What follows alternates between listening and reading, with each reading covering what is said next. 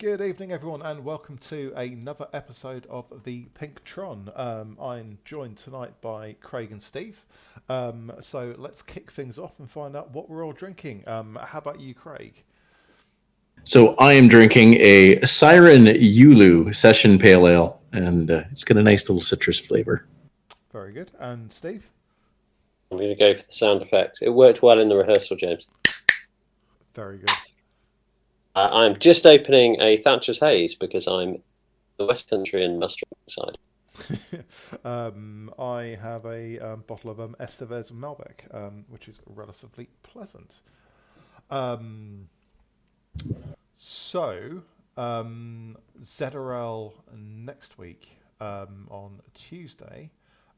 It is Team Time Trial Week, which some people may look at with glee. Others, like myself, will think, "Oh my God, I'm too light. All these people have so many more watts than I do."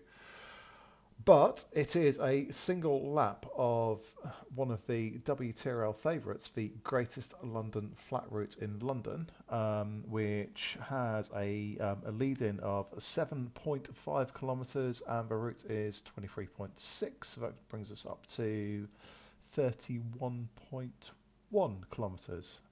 Elevation is 147 metres for the lap. I think there's probably about 50 metres in the lead-in as well.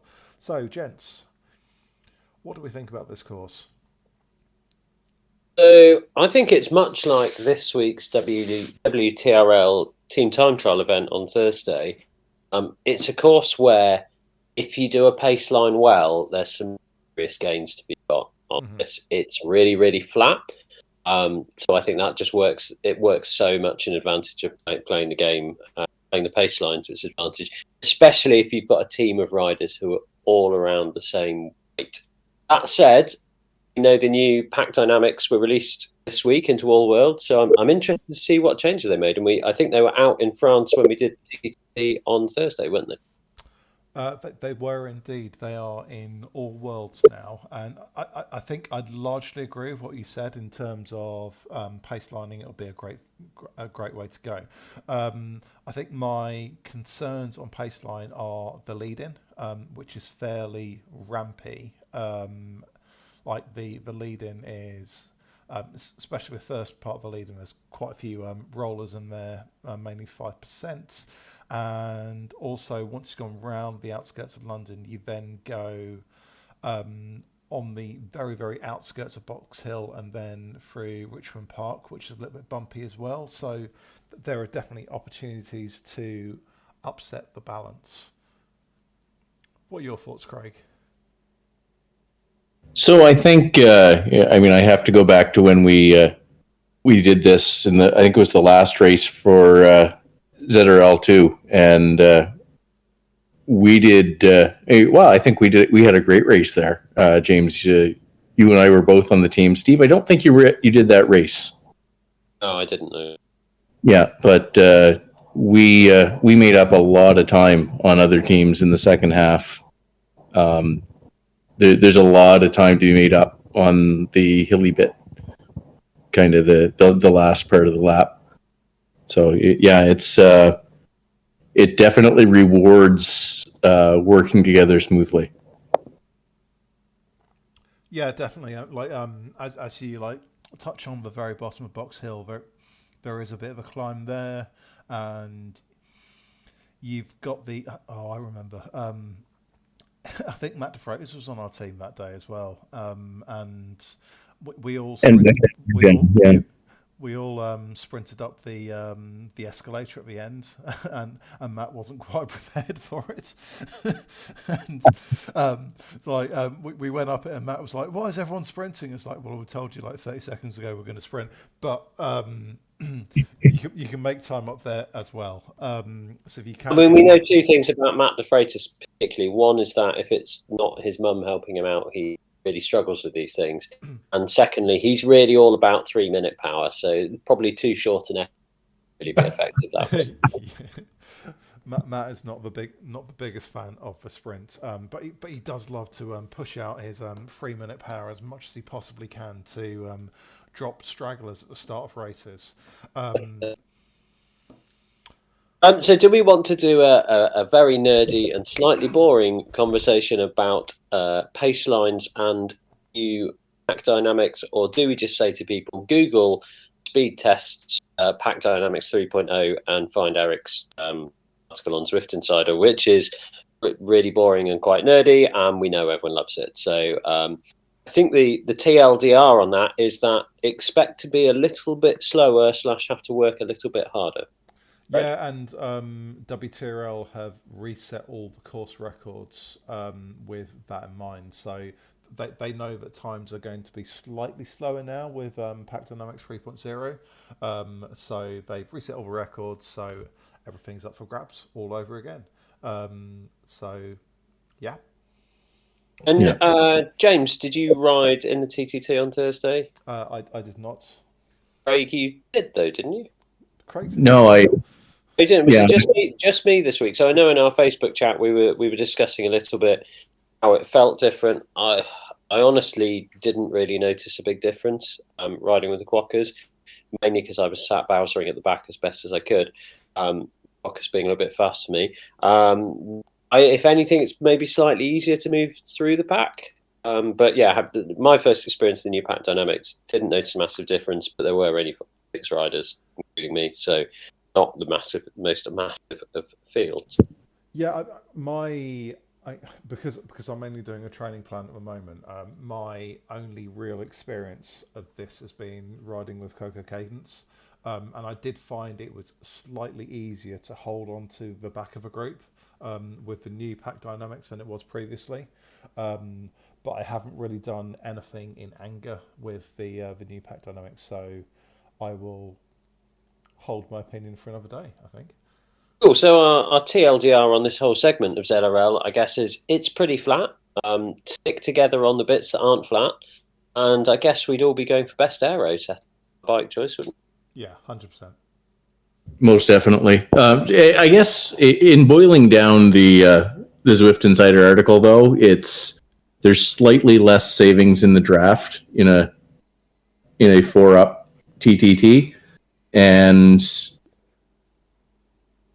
yeah, that's really most of it. But when they did their testing, the pace line was still faster than a blob, so it's still the way to go. But yeah. But it's a bit hard. Maybe. I don't think they were real sure on that one. I think the general consensus has been that to do a pace line well, it is slightly harder with PD30. So we'll see how teams get on. I mean, the TTT that I DS'd on Thursday morning, the Cookers, there's definitely a bit more sort of like sideways action rather than pace lining. So I'd certainly side on the. It is harder to properly pace line it, and that needs a lot more coordinated sort of pace setting across rather than just the leader and rider 2. All the riders behind need to coordinate their pace, and that's going to take a bit of time to get used to what you do as rider 3, rider 4 if you want to go for a proper pace line. But where I do think it will be easier is we know kind of the dreaded things in the TTT when you're doing the time trial are when you drop off having done your effort, dropping through the pack so that you don't sticky draft any of your riders and open up a gap and everyone can maintain a steady effort, and then you can get on the back nicely. And then just opening up gaps in the middle. I think this is going to make opening gaps in the middle more likely, a bit worse. I do actually think it's going to be easier to come off your effort at the front because the new pack dynamics make it slightly easier for people to overtake.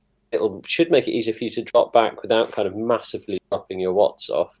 I think it'll also make it easier I think it'll also make it easier to get on the front as well. Like my experience of TTTs is I've got to almost put in a sort of 50 to 70% sprint just to get on the front.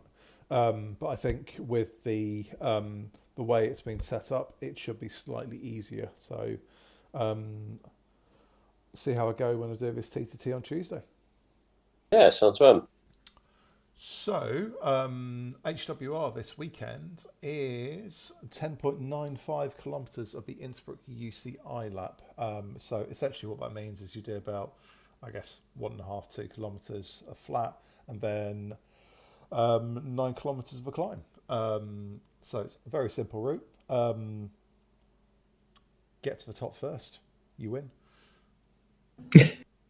I think repeating your warning from the Facebook page, James, sprint to the blue banner thing, not the com banner, because it might not be quite exactly the same, but we have to set up things. Yeah, but yeah. I think the actual finish line is about 100 metres past the actual KOM banner.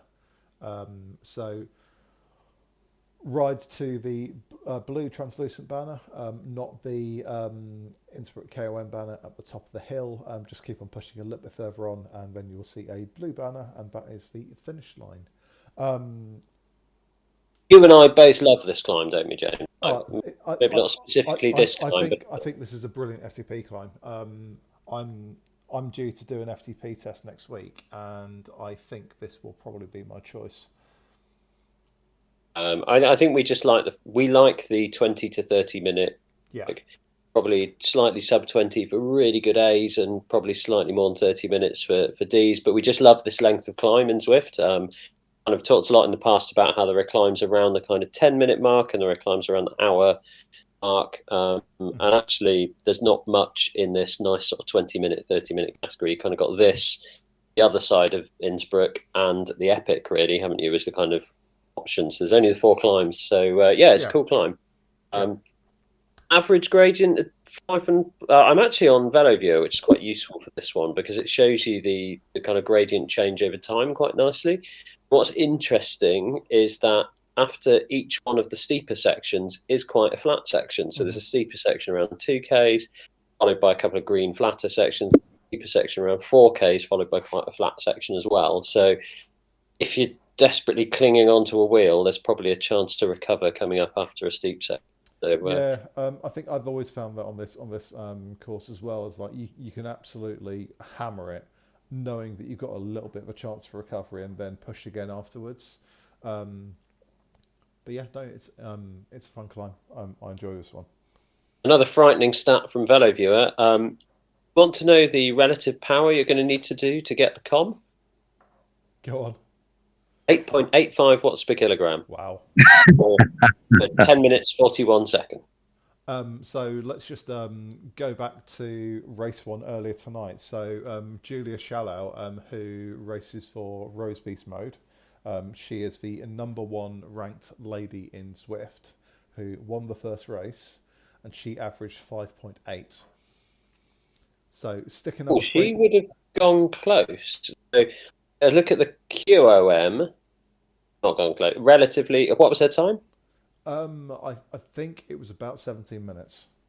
Okay, so this is going to show you how the first number will seem quite close. The second number really isn't. So the QOM, relative power to get that is 5.99 watts per kilogram. So 5.8 to 5.6, like 0.2 watts per kilogram. What's that between friends? It's nothing. QOM time, 15:45. Wow. That's a huge difference. These are the Strava times, obviously not the world time. Yeah, crikey. So this is where the disagreements will begin. Craig, bike selection. Climbing setup. Steve. Atheos and lightweights. Steve. Orange Tron, because I'm too lazy to change my bike. I'd go pink Tron myself. I suspect there's about 1 or 2 seconds in it. I would look to go pink Tron because whilst there are steep parts of the climb, I think you've got a couple of kilometres on a flat to start with, and I don't think it's steep enough to go for an all climbing setup. But like I say, I think we're talking about a second or 2. Oh, exactly. And this is one of the ones where, like, really nerdy Steve would love to know more about, and I would actually love to see comparative tests between. So let's say somebody in front of me rides on their best climbing frame, and we're the same rider. So Steve on the climbing frame rides in front of Steve in front of the Tron. That makes 1 to 2 seconds difference. But Steve on the Tron sits in the draft the whole time. So I just wanted, it blows my mind even trying to think about what relative powers they'd have to expend, things like that. And then does Steve and the Tron have the advantage of the sprint at the end? It's just, there's just too many things that happen here. So this is why I just never change bike, James. It's just too much maths in my head otherwise. I think for Swift Insider tests are great, but they are basically Tempest Fugit or Out Swift. I would love to see them on a more varied course selection, and also with draft and without draft. So maybe they stick their 75 kilo 300 watt rider in a race, and see how quickly that person does with draft up a hill. Be nice to see. But yeah, I suspect. I mean, we know Zwift Insider are in or supported by Zwift. I think there's only a certain limit of what test data they'll release, otherwise we'll be able to reverse engineer Zwift's algorithm too well. Who knows? But I mean, it would definitely be nice to see. However, we don't have that data at this moment in time, and may never, or may do at some stage in future. Who knows? There is something. So we had an interesting discussion in our Facebook group again this week about the psychological boost. Well, there are certain people like, I just ride that bike because I feel quicker on it, and I think there's still more to be had in decent warm-ups, feeling good on the bike, putting your favourite socks on. I think there are more seconds gained in that than you think there are in bike choice, to be honest. I think a lot of it comes, well, for me personally, if I feel good on the warm-up, I'll probably do well in the race. But if I don't feel great in the warm-up, then I've got a little bit of a worry going into a race, and I might take it a little bit easier, not push as hard as I might have done otherwise, and all those sort of things. So a lot of it is psychological. I've got to say, though, I've had some of my best races when I didn't feel good at the start. Yeah. And just pushed through it. So yeah, there's I mean, sometimes it's you're not tuned, but that's okay. You kind of work through it, and then you're at your best later in the race, especially for longer ones. So no, it's it can go either way. Yeah, definitely agreed. Well, now it's time for my favourite segment, James, which is you deciding which order the days of the week come. Okay, so obviously Friday, Saturday, Sunday we have Innsbruck UCI 10.95 kilometres. On Wednesday and Thursday we have Bullseye, our multi-lap points race, which is 6 laps of the Volcano circuit. On Saturday and Sunday we have in the Herd Series, our women's only category racing series, our first points race of the season, which is 4 laps of a Richmond roller coaster, which is essentially a reverse lap of Richmond UCI followed by 4 laps of the flat loop. On Sunday, Monday and Tuesday we have the Stampede, or individual time trial event, which is 4 laps of Champs-Élysées. And finally on Sunday and Monday, in our climbing series, the Herd of Mountain Goats, we have a single lap of the Climbers Gambit, which will take on 670 metres of elevation gain, and is the lesser seen reverse Titans Grove KOM and the reverse Epic KOM, with the finish line at the banner. Was that sufficiently mixed up for your liking? It was, James. I was slightly distracted as I know what we're going to talk about next, and I've had a brilliant idea, which has only happened after a can of cider. So, what are we looking forward to? Any races you'll be doing this week? Anything that jumps out for you in that list as being a cool race?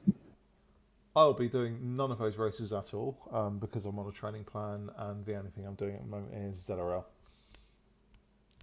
Craig? I think the Climbers Gambit would be interesting. If I had a chance to do it, I might, but I don't. So, Steve? I'm probably not going to do any of those races. I'm a big fan of the bullseye. It's a great. It's actually a great interval training. If like you're just doing some training and want to do something around a race that's more fun. So yeah, I'd probably those two. Very good. So We've got two women's events we want to discuss, yes, James. well, Let's discuss I've the Shearies first, as you're moving that. I've just seen a message from Steve. Steve has just sent me a message on Facebook, and it worries me deeply. However, in terms of women's racing series, so we have the Shearies over the weekend. So that's our women's category racing series. It starts off with an ITT, then has 3 shorter scratch races, and then 2 points races. We will be moving that from Sunday to Tuesday after the current series finishes, which coincides with ZRL finishing as well. So when ZRL has finished on Tuesday, Shearies will move over to Tuesday for 7 weeks. And we will also have a women's individual time trial series on Saturday and Sunday. Unfortunately, Steve has had a really good idea for what the event name might be. At this stage, I think it actually might be a good idea, but I'm going to ask you about the Shearies first. So it's a combination of scratch races and point races again, isn't it, the Shearies? So our kind of general advice of you always post on Facebook what the rules are, check the rules out. That always goes up there. They will change week by week. Correct. So the women's ATT series name. What do I know about it, James? Well, it's a women's only event, and we got the word she into series. So can we have a play on words based on her or she or something? What do we know? It's a ITT, otherwise known in the cycling fraternity as the Race of Truth.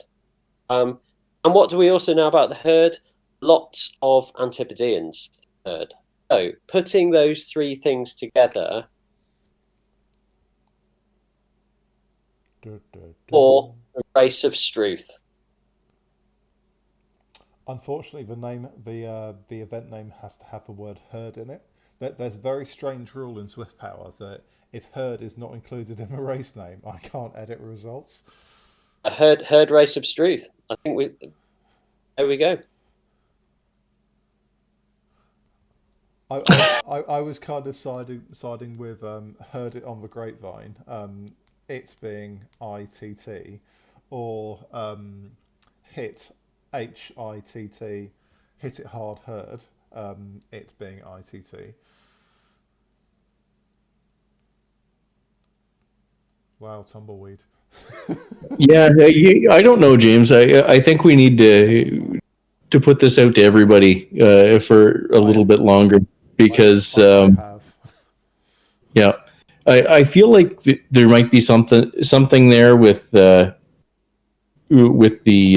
mixed ITT series being the Stampede, but I don't know if there's something to play with there or not. Yeah, we will see. Oh, what about another bike? So we got the Stampede, going on a biking theme, an echelon or the echelon. Echelon. There's already a racing series called Echelon, or rather a racing team. So I'd rather avoid legal action personally. But yeah, there must be some animal equivalent of a stampede somewhere that I can use. I mean, a stampede is an animal equivalent of a stampede, James. Well, I know, but like it's a buffalo stampede. That there must be something like other animals do fast and fun pee that isn't called a stampede. I will look up stampede. We're going very much into. I will look up stampede in the thesaurus, and I'll see what I can find. I want to challenge you to say thesaurus 10 times now after that. But anyway, let's move on. What we're going to talk about next: Swift anger. What has annoyed us about Swift? I don't really have anything other than Mark Kvansakel further injuring my legs. anyone on the School of Flog, if I say 2 by 25, you will understand and know the level of pain I went through yesterday. So if anyone who's not on the School of Flog, 2 by 25 is 25 minutes at just over your FTP with a 5-minute recovery, and then you do it again. And I was practically crying by the end, and I lost 2 kilos during that workout, which is abnormal. Yeah. That sounds like fun. Oh yeah, delightful. I also told Mark I'm never, ever, ever doing that again. Steve, has anything on Zwift annoyed you this week?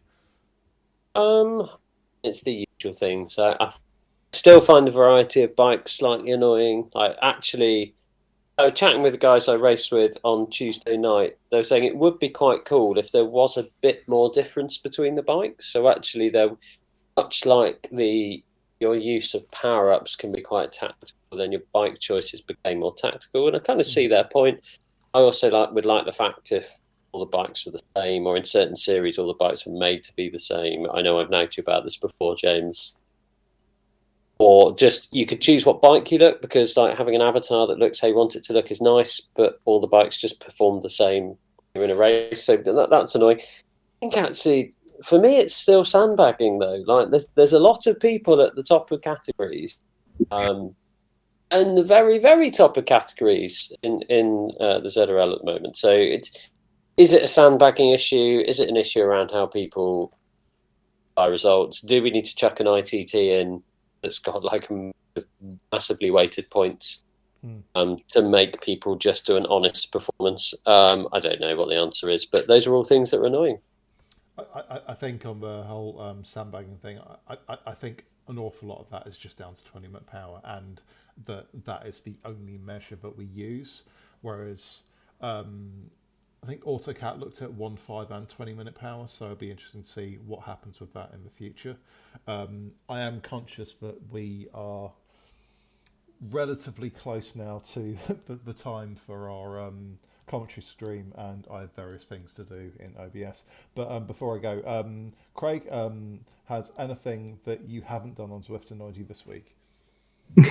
So no, just to comment on Steve and the categories. I honestly, I think you have to boil it down and put the something performance based into your categorization, whether it's entirely performance based or there's still a power component. But if somebody's winning all their races, they should be racing against people that are better. It just only makes sense. Yeah. But I do have to give kudos. The draft 3.0 does so far look better. And yeah, so we'll see as we get some more experience with it. But good on Zwift for trying it and it working. Brilliant. Okay, everyone. I think that's pretty much us for this evening. If it comes out, well, it will come out before this podcast. But hope you enjoy the live commentary stream. Hope you enjoy this podcast, and we hope to see you all this time next week. Thanks very much. Good night. Good night, folks.